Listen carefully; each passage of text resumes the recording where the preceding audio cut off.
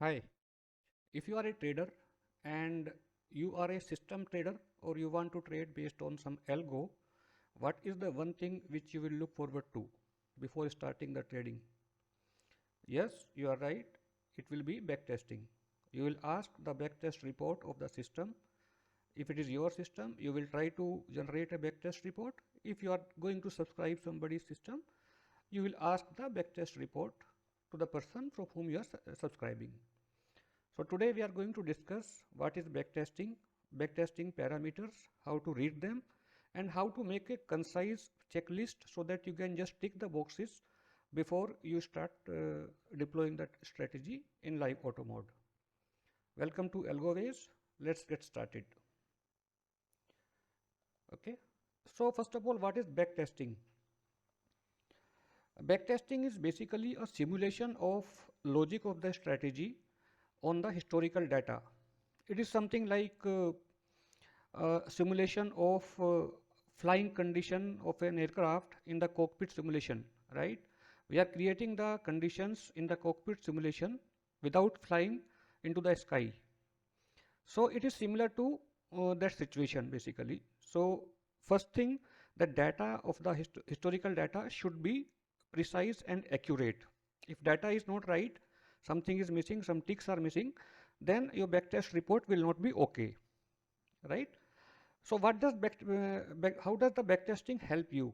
See, basically it will give you the historical performance of the strategy on past data, based on which you can take a call whether to deploy the strategy for live trading, right? So once we do the backtesting, there are certain output parameters of the backtesting. There are plenty of parameters generally, and different platform have different parameters as output. But there are few most common 4 or 5 parameters which are main, and we are going to discuss those 4 or 5 parameters today and how to read them, because there is not much clarity between the platforms in terms of reading those parameters.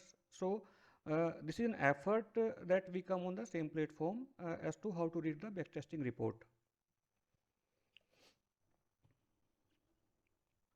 So these are the main parameters of a backtest report which is generated after the backtesting is performed. ROI is return on investment. So basically this is very simple. Everybody knows that.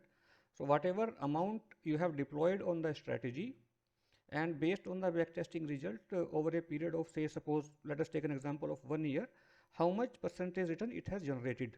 So that is very simple parameter. So we will not be spending any time into that. Everybody knows that. Next one is one more critical parameter is consecutive winning trades or consecutive losing trades.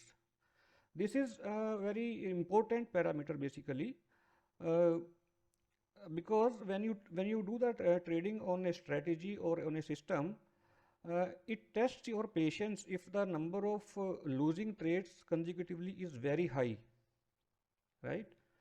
At the end of the backtesting report, we may see the ROI, but when we do the live trading, it is very painful to take those consecutive losing trades, right? So we need to understand this particular parameter of backtest report very carefully. So it is also very simple, but just for an example, uh, how it is, what does it mean? Basically, see, if we have a backtest report and we have only 25 trades, I've just taken an example of 25 trades, 1 to 25, and I have listed some random numbers as profit from the individual trades. So here you can see that first 2 trades are green trades, that is positive trades, profit trades. So 2 consecutive trades like that I have marked them.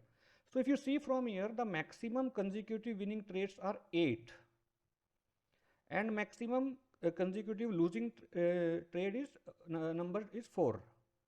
So 8 and 4. So let us put it here. I have just created one format. Winning trades 8, losing trades 4. So what is the ratio of winners to loser trade is 8 by 2. 8 by 4. So 2. So 2 is the ratio of consecutive win to loss trades. See, this parameter is important, but we have to at the same time see that what is the risk reward ratio of the strategy. Like if the risk reward ratio is 3:1, right? So in a system which has 3:1 reward ratio, we may afford to have more number of losing streak in terms of consecutive losing trades than in a system which does not have a better risk reward ratio. So it is very subjective matter. But in case of options where we are selling call and put both, then what we have to see, like it is basically 1:1 system. In option selling, we target say suppose in one straddle or something 2000 rupees, we keep 2000 rupees stop loss. So risk reward is 1:1. So in such scenario, let us assume that we have to have a winning streak to losing streak of 2 or more for a system to be profitable, right? So this is the second parameter we have gone through. Next is drawdown. This is very commonly used word, but very least understood. I'm not saying that nobody knows it, but yes, definitely there is a lack of awareness about drawdown and its calculations and how does it work. So let us understand it little detail. So what is the drawdown? Drawdown basically is the percentage downside in profit from the highest peak of the equity. That's what we define as drawdown percentage. So let me take an example because definition looks very heavy. So let us take an example. Suppose you started a strategy with a capital of 1 lakh.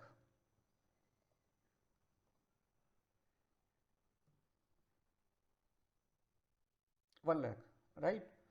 So what does when you start, your max capital is 1 lakh.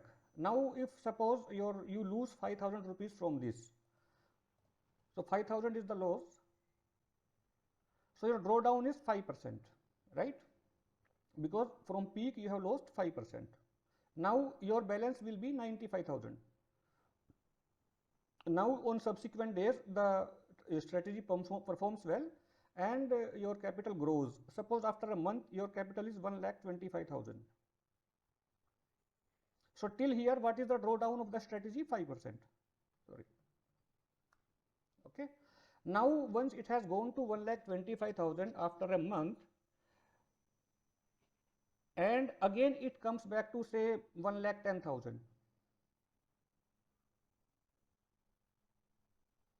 So how much it has lost from its peak? Peak was 1,25,000. It has lost 15,000. Right?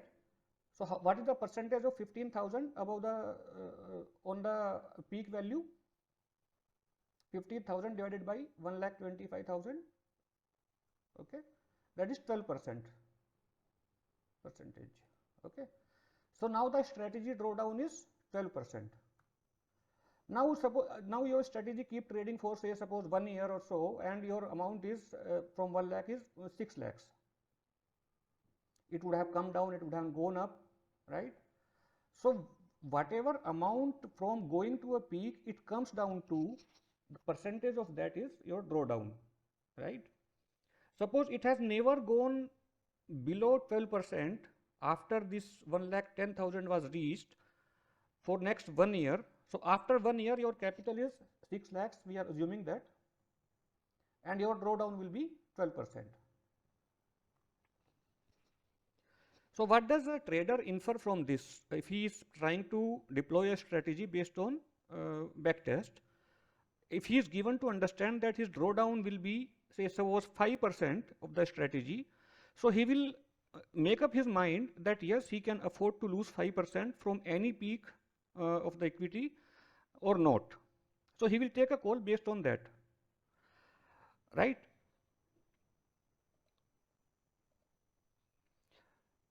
So typical acceptable drawdown for an option writing strategy will be around 6 to 7%. Okay, this is again a very subjective matter. There is no fixed defined level which is good or which is bad, but generally general notion is that okay, 6 to 7% is the drawdown if a strategy has below that, it's good enough to go. Yes, there is an exception for option buying strategies, because we are using very less capital in option buying strategies, say suppose 10-15,000, and even if we lose 5,000 there, so it means it is 33% drawdown, right? Though in absolute terms we have not lost a huge amount. So in option buying strategies, the drawdown could be even 30 to 40% and still may be acceptable, right? So this is how the drawdown is calculated. This is how the drawdown should be used to select a strategy. So as a thumb rule, we should stick to like if the drawdown is less than 6 to 7% over a period of, say suppose 6 months to 1 year backtesting. Let us look for the backtesting period, the minimum of 1 year, even though 1 year is also is less, but we should not trust the backtesting data which is less than 1 year. So we arrive at a figure of 6 to 7%. Next parameter is SHARPE ratio.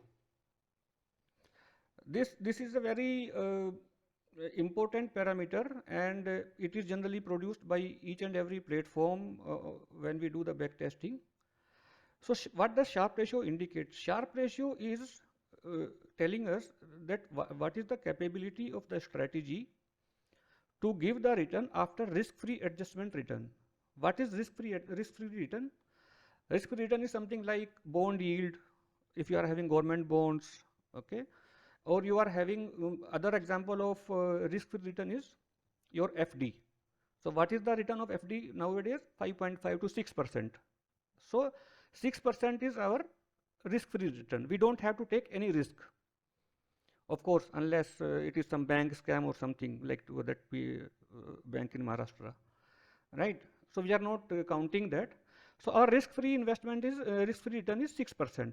So if we are happy with 6% per annum, then there is no need to go for trading or anything. But when we go for trading, we look for some extra bucks. We see this particular parameter of backtesting to see how much better than the risk-free return the strategy can give. There is a formula like strategy whatever ROI will be there of the strategy minus the risk-free return divided by the standard deviation. Now standard deviation is what? Suppose a strategy over a period of 1 year has given 5% return, okay, but the strategy will not give in each and every trade 5% return, right? It will lose in some trades or some days or some weeks or some months. It will gain in some months, but on an average it has given 4.5% or 5% return a month over a period of 12 months. So the deviation is like if in some day, okay, let us take day as the minimum time unit, the strategy has given say suppose 10%, or it has given minus 6%. So okay, since we are taking 4.5% as a monthly return, so let us talk about month. Okay, so for a month, if the strategy gave say 7%, so it is a deviation from the average return given over the entire year. So 7% is a positive deviation above 5%. And if the strategy gave say suppose 3% or 4.5%, so it is a negative deviation from the average return over the year. So that is the standard deviation from the average of last whatever period we are considering for the backtesting. Okay, so let us take an example for this also. I will take a backtest report of TradeTron. Okay, though TradeTron backtest report is giving very limited parameters, that is ROI. Let me just open that. Okay, it is giving ROI, standard deviation, SHARPE ratio, right? So it is not giving other parameters, but these are critical parameters, so good enough to judge a strategy. So if in this strategy we see on a capital of 250K, it has given 224K in a year. So what is the ROI? Let us do the calculations. 224K on 250K. So that is 89% it has given in a year. So that is the ROI. Okay, let me put it here. Capital deployed is 250, 1, 2, 3. Gross P&L is 224, 100. So percentage ROI is this divided by capital, and then we do it percentage. So 89 point something it is coming to. So this is the ROI. Now what is the SHARPE ratio? Okay, we'll put the ROI here. Risk-free return, I am assuming the FD, let us take it as 6%. Okay, it could be less, it could be more. We are not judging that figure here. Standard deviation in this particular strategy is 17%. See this in trade prone, this representation of standard deviation is not correct basically. It has to be 0.17 or 17%. I have written already a mail to trade prone to look into it and correct it. So standard deviation is 17%. So what will be the SHARPE ratio? SHARPE ratio will be the ROI of the strategy, which is 89.64. We are ignoring the percentage because all the three quantities are in percentage. Sorry, 89.64 minus 6, that is the fixed return, divided by the standard deviation, that is 17.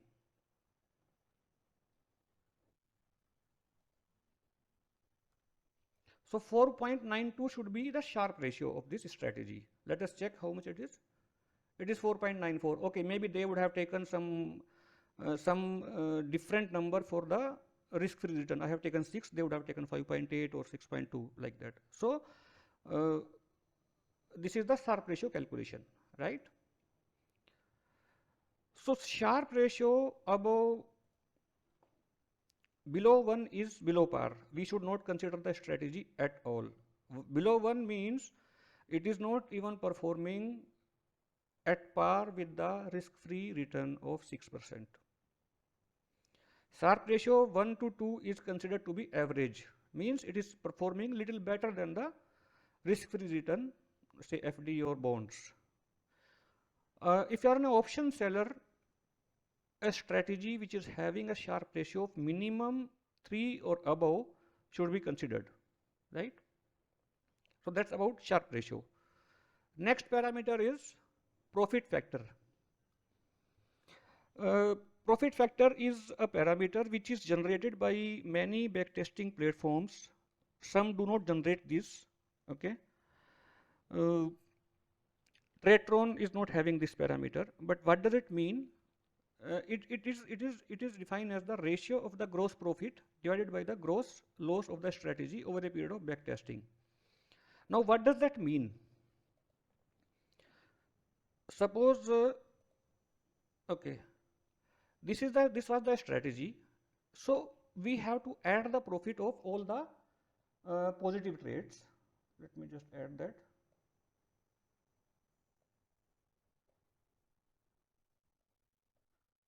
So it is, sorry, it's not showing, 1 second.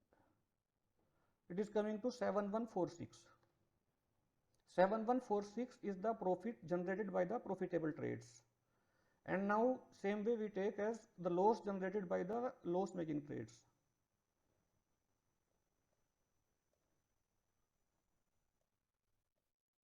Which is 4010. So this is the profit and this is the loss. Sorry. So the profit factor will be the gross profit divided by the gross loss.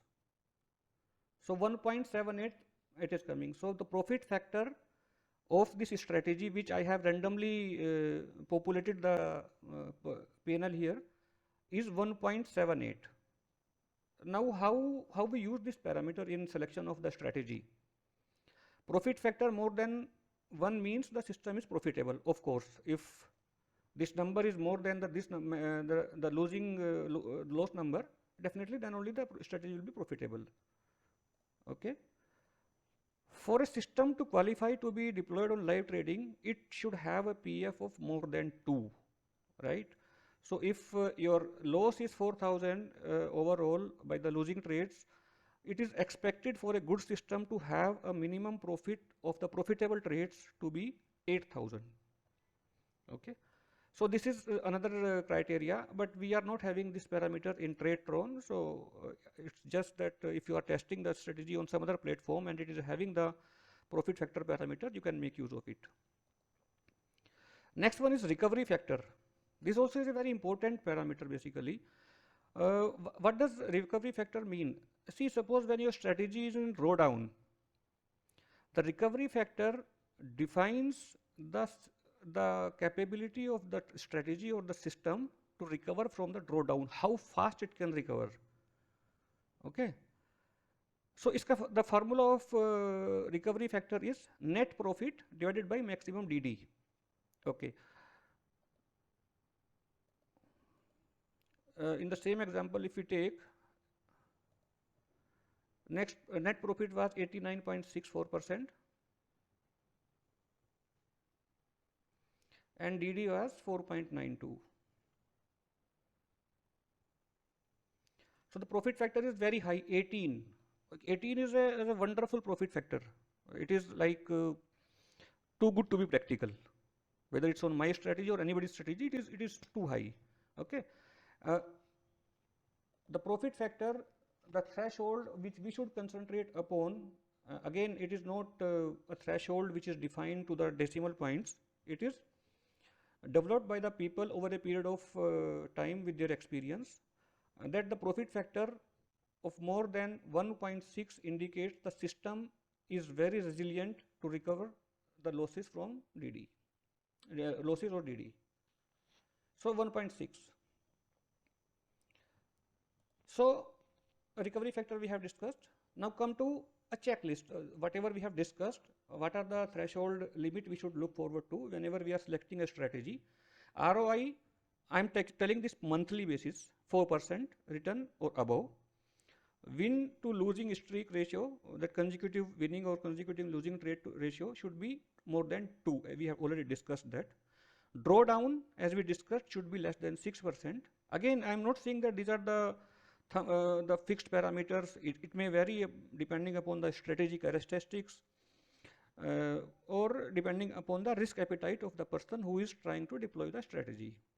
Sharpe ratio above 3, profit factor above 2, and recovery factor 1.6.